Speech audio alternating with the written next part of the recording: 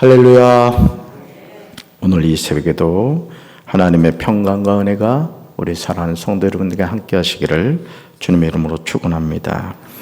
오늘 누가복음 8장 1절부터 56절까지 말씀으로 듣고 행하는 삶을 살라, 듣고 행하는 삶을 살라, 이런 제목으로 말씀의 은혜를 나누고자 합니다. 예수님이 공생의 사역을 하시면서 많은 사람의 도움이 있었습니다. 예수님도 육신을 입고 있으셨기에 육신의 양식을 드셔야만 했습니다. 그러므로 주변에서 예수님을 돕는 사람들의 손길은 예수님 사역의 중요한 부분이었습니다. 우리가 사실은 예수님의 삶을 생각할 때 예수님은 사람이시면서 하나님이셨기 때문에 우리가 예수님은 사람이셨다, 이 사실은 자꾸 놓치고 살아가죠.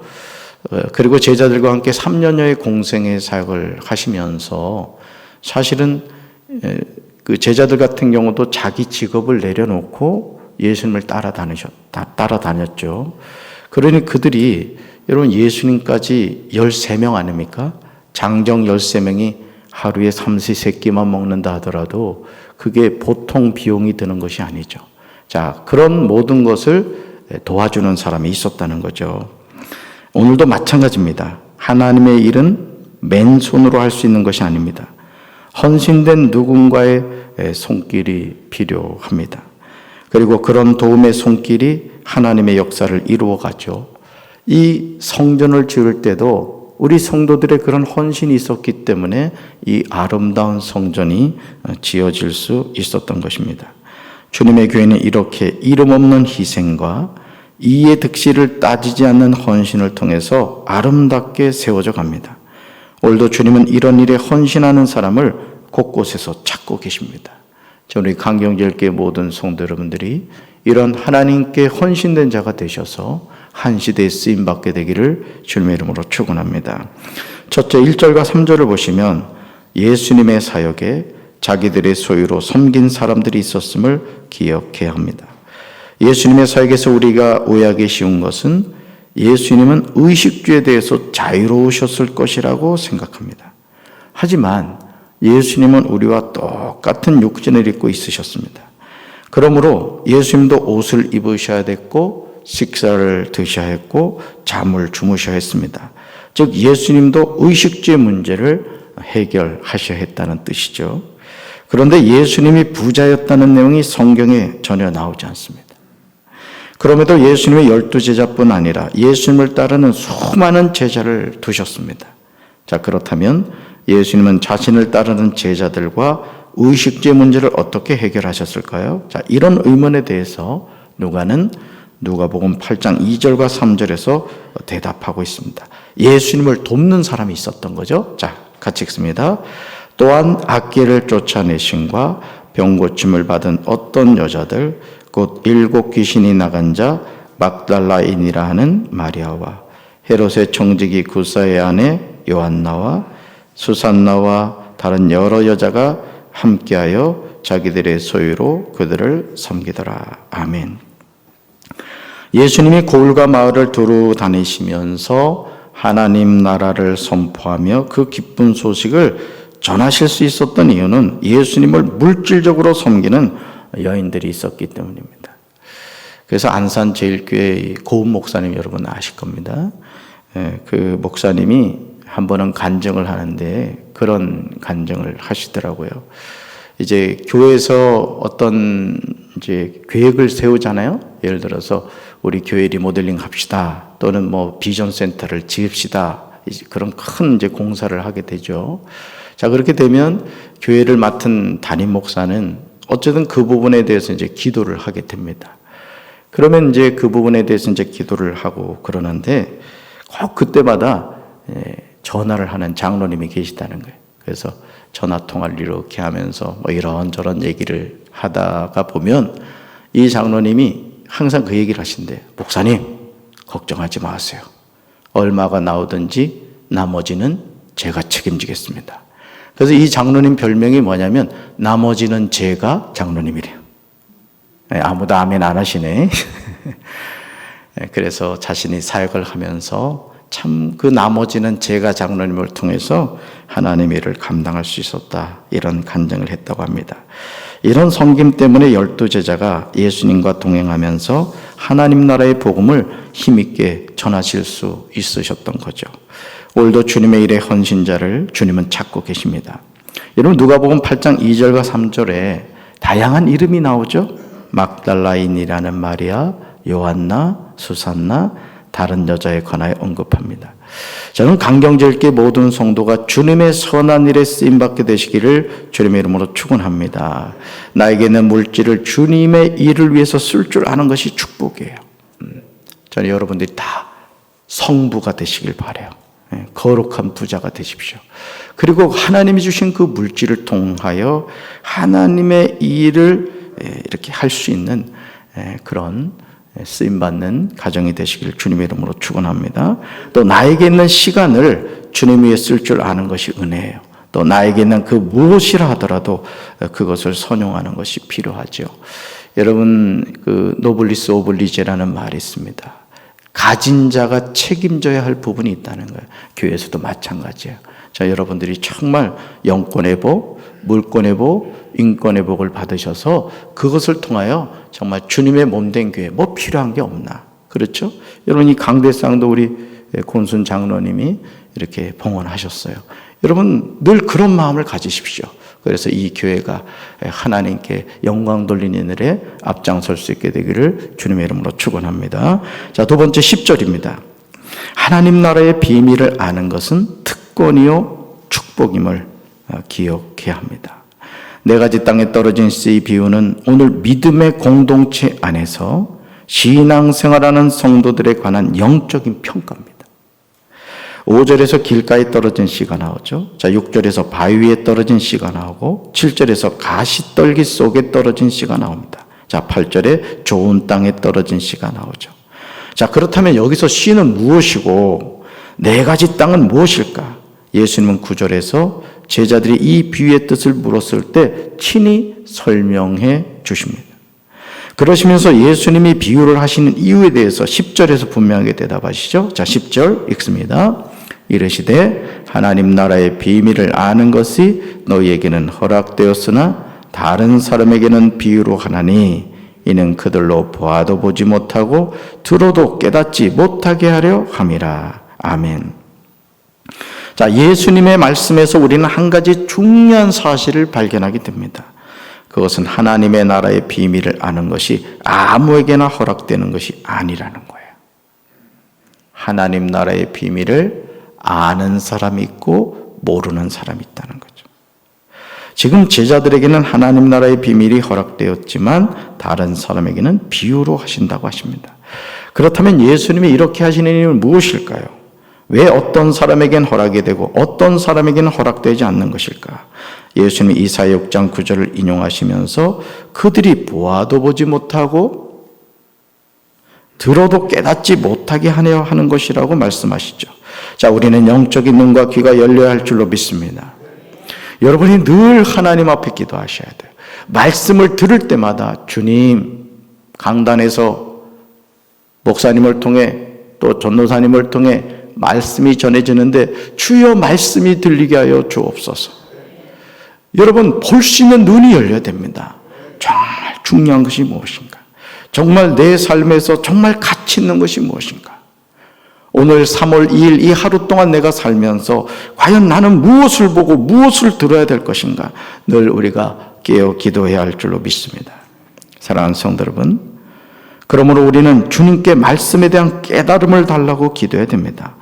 시편 119편 18절 말씀처럼 간절하게 기도해야 됩니다. 내 눈을 열어서 주의 율법에서 놀라운 것을 보게 하소서. 하나님의 말씀은 주님이 내 눈을 열어주셔야 됩니다. 그렇다면 예수님이 이 비유에서 말씀하시는 씨는 무엇이죠? 11절에서 보니까 예수님은 씨는 하나님의 말씀이라고 하십니다. 자, 씨가 뭐라고요? 하나님의 말씀. 결국 원수 마귀가 저와 여러분에게서 빼앗고자 하는 것은 하나님의 말씀인 것을 알게 됩니다. 그러므로 우리가 바른 신앙생활을 하려면 15절에 결단과 성숙이 있어야 돼요. 자, 15절 읽습니다. 좋은 땅에 있다는 것은 착하고 좋은 마음으로 말씀을 듣고 지키어 인내로 결실하는 자니라. 아멘. 여러분 좋은 땅 되시길 주님의 이름으로 축원합니다. 보세요. 착하고 좋은 마음으로 말씀을 뭐 하고요? 듣고 그걸로 끝나요? 지키고 또요? 인내로 결실하는 자니라. 천국 누가 들어갑니까? 인내로 들어갑니다. 하나님의 약속의 말씀을 붙잡고 듣고 지켜 인내로 결실하는 자가 들어가죠. 자, 세 번째로 17절입니다. 숨은 것은 드러나고 감추인 것은 장차 알려지고 나타나게 됨을 알아야 됩니다. 예수님은 누가복음 8장 16절에서 지극히 상식적인 말씀을 하시죠. 자, 16절 같이 읽습니다. 누구든지 등불을 켜서 그릇으로 덮거나 평상 아래에 두지 아니하고 등정 위에 두나니 이는 들어가는 자들로 그 빛을 보게 하려 함이라. 아멘. 사랑하는 성도 여러분, 아무도 등불을 켜서 그릇으로 덮지 않죠. 등불을 침대 아래에 놓지 않습니다. 등불은 등경 위에다 올려놓아서 들어오는 사람들이 그 빛을 보게 하죠. 그런데 일상의 삶에서 이렇게 하지 않은 사람이 많다는 것이죠. 자, 그렇다면 여기서 등불은 무엇일까요? 도대체 등불이 무엇이기에 예수님은 그것을 등경 위에다가 올려놓아야 한다고 하십니까? 자, 이 질문에 대해서 예수님은 마태복음 5장 14절에서 다음과 같이 말씀하셨죠. 너희는 세상의 빛이다. 산 위에 세운 마을은 숨길 수 없다. 자, 하나님의 자녀가 세상에 뭐라고요? 빛이라는 것입니다. 결국 하나님의 자녀들이 등불이 됨으로써 들어오는 사람들에게 그 빛을 보도록 해야 한다는 것이죠. 이런 삶의 모습을 숨길 수 없음을 보게 됩니다. 자, 17절 보면요. 숨은 것이 장차 드러나지 아니할 것이 없고 감추인 것이 장차 알려지고 나타나지 않을 것이 없느니라. 자, 그러므로 성도의 삶은 아무렇게나 살아서는 안 됩니다. 말을 생각나는 대로 해서는 안 돼요. 우리는 자신의 삶에 대해서 재평가를 받게 될 것입니다. 이게 두려운 거예요. 우리가 하나님의 자녀로 이 세상을 살아간다는 것이 왜 두렵습니까? 하나님이 우리 삶에 대해서 평가를 하신다는 거예요. 우리가 한 말, 우리가 가졌던 마음, 하나님들이 다 보고 계신다는 것이죠. 이런 사실에 관하여 바울은 고린도후서 5장 10절에서 다음과 같이 기록하고 있습니다. 우리 말씀 같이 읽습니다. 우리는 모두 그리스도의 심판대 앞에 서야 합니다. 각 사람은 몸을 입고 사는 동안 행한 선한 일이나 악한 일이나 자기가 행한 행위대로 거기에 알맞은 보응을 받게 될 것입니다. 아멘. 우리는 모두요 그리스도의 심판대 앞에 선다는 거예요. 얼마나 두렵습니까? 하루하루의 삶을 살아갈 때 여러분 항상 코람돼요. 하나님 앞에서 살아가게 되기를 주님의 이름으로 축원합니다. 그러므로 저와 여러분은 예수님의 말씀을 조심하여 들어야 됩니다. 예수님은 누구든지 가진 사람은 받게 될 것이요 누구든지 갖지 못한 사람은 가진 것처럼 보이는 것마저도 빼앗기게 되리라고 말씀하십니다. 여러분 주님이 재림하셔서 이 강경 지역에 오시면 가장 먼저 누구를 보겠습니까? 예수 믿는 저와 여러분이에요. 여러분 이 강경 지역이 거룩한 도시로 바뀌어가는 것은 누구에게 달렸느냐? 너희는 세상의 빛이다. 너희는 세상의 소금이라고 말하는 저와 여러분에게 달려있는 거예요. 저는 우리 강경제일교회가 이 지역사회의 빛과 소금의 역할을 감당하는 교회가 또 성도가 되기를 주님의 이름으로 축원합니다. 자, 네 번째로 21절입니다. 천국에서 예수님의 가족들은 하나님의 말씀을 듣고 행하는 사람들입니다. 예수님은 누가복음 20장 34절로 35절에 대해서 저 세상에서 죽은 자들이 어떻게 될 것인가에 대해서 자세하게 설명하고 계세요. 우리가 깨달아야 될 말씀이죠. 궁금했던 내용이죠. 자, 말씀 같이 읽습니다.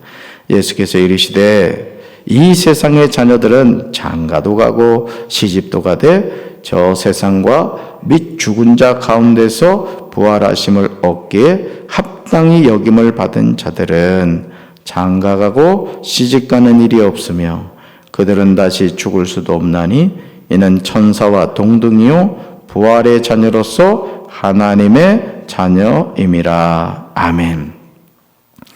여러분이 누가복음 20장 30절로 34절 말씀을 여러분이 잘 기억하셔야 됩니다. 여러분, 예수님이 전하신 말씀을 요약하면 저 세상과 및 죽은 자 가운데서 영생의 부활에 참여하게 된 사람들에게 나타나게 되는 세 가지 결과가 있어요. 깨달아야 될 말씀이에요. 첫째, 장가도 가지 않고 시집도 가지 않는데요. 그러니까 천국 가면 장가 시집 안 가요. 두 번째, 그들은 천사와 같아서 더 이상 죽지도 않아요. 여러분, 왜 우리가 예수 믿고 천국 가야 되는지 아십니까? 지옥에서는 죽질 않아요. 그러니까 천국이든 지옥이든 영생을 합니다. 예수 믿는 사람만, 구원받은 사람만 영생하는 게 아니에요. 성경에 보면 지옥은 영벌을 받게 되고 천국은 영생을 하게 됩니다. 그러니 여러분, 영원한 상급을 받는 것, 영원한 고통을 받는 것, 이게 두려운 거예요. 그러니까 지옥에서는 죽을 수 있다 없다? 없어요. 아주 계속 고통만 당하는 거예요. 고통만. 그러니 여러분, 우리가 짧고 짧은 100세를 산다고 쳐봅시다. 그 짧은 기간을 우리가 어떻게 사느냐에 따라서 이 육신의 장막을 벗고 저 세상, 그것이 천국이든 지옥이든 영원한 생명을 누리는 하나님과 더불어 사는 삶을 살 것이냐, 아니면 마귀와 더불어 영원한 고통을 당하며 살게 될 것이냐, 이게 이제 결정이 된다는 거예요. 저는 우리 성도 여러분들이 다 천국 가셔서 하나님과 동행하는 삶을 살게 되길 주님의 이름으로 축원합니다. 또 셋째, 그들은 부활의 자녀들이므로 하나님의 자녀들입니다. 자, 같은 맥락으로 보았을 때 누가복음 8장 19절로 21절에 나오는 내용도 같습니다. 어떤 사람이 예수님에게 당신의 어머니와 동생들이 당신을 보려고 밖에서 있나이다 라고 알려주셨을 때, 자, 예수님은 가족에게 상처가 될 수 있는 말씀을 하시죠.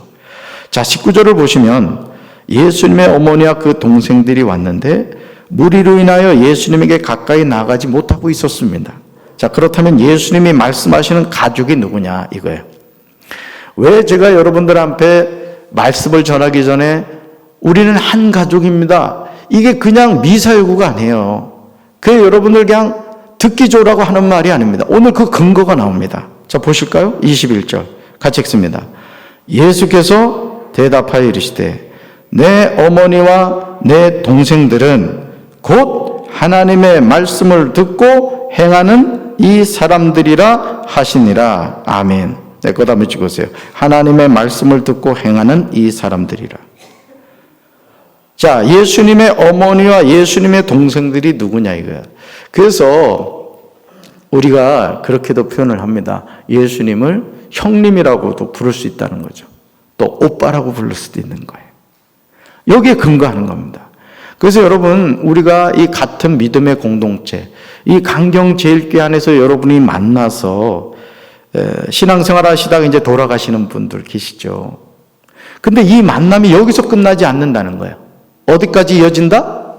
천국에서도 이어진다는 것이죠. 아멘. 그러니까 예수님이 말씀하시는 하나님의 가족은 누구입니까? 그 기준은 하나님의 말씀을 듣고 행하는 사람들이라는 거예요. 저는 우리 성도 여러분들이 그런 한 가족 되길 주님의 이름으로 축원합니다. 오늘도 이 자격 조건은 변함이 없는 거예요. 그러므로 이제 우리는 말씀을 듣고 행하는 자가 되어야 될 줄로 믿습니다. 그렇게 살아갈 때 우리는 하나님의 거룩한 자녀가 되는 거예요. 저는 오늘도 이 하루 우리 사랑하는 강경제일교회 성도 여러분, 우리는 한 가족입니다. 아멘. 서로를 위해 기도해주고, 서로를 세워주고, 서로를 격려해주고, 서로를 위로해주고, 서로에게 힘이 돼주고, 서로를 칭찬해주는 우리 강경제일교회 성도들 되기를 주님의 이름으로 축원합니다. 가슴에 손 얹겠습니다. 하나님 아버지, 우리는 참 잠깐의 삶을 살아갑니다. 들에 있는 꽃이 아무리 아름다워도 꽃이 떨어집니다. 하늘에 있는 구름이 아무리 멋지게 보여도 결국은 사라지고 맙니다. 우리가 영원히 이 세상을 살 것 같이 그렇게 애쓰고 수고하고 노력을 하지만 하나님이 우리의 생명을 거두어 가시면 우리는 이 세상에 언제 존재했느냐는 듯이 아무도 기억하지 않는 그런 삶을 살아가고 있습니다. 오늘도 이 하루를 살면서 내 생명의 주관자 되시는 하나님 앞에서 겸손한 마음으로 하나님과 더불어 사는 이 하루가 되게 도와 주옵소서. 들의 꽃처럼 하늘의 저 구름처럼 살아가는 저희들의 삶이지만 우리와 늘 함께 하시는 하나님의 계심을 기억하며 오늘도 하루해가 맞도록 주님 안에서 항상 기뻐하고 쉬지 말고 기도하고 범사에 감사하며 살아가는 우리 사랑하는 강경제일교회 가족들이 되게 하여 주시옵소서. 서로를 세워주고 칭찬하고 격려하고 서로를 위해 기도하는 아름다운 가족이 되게 하옵소서. 예수님 이름으로 기도합니다. 아멘.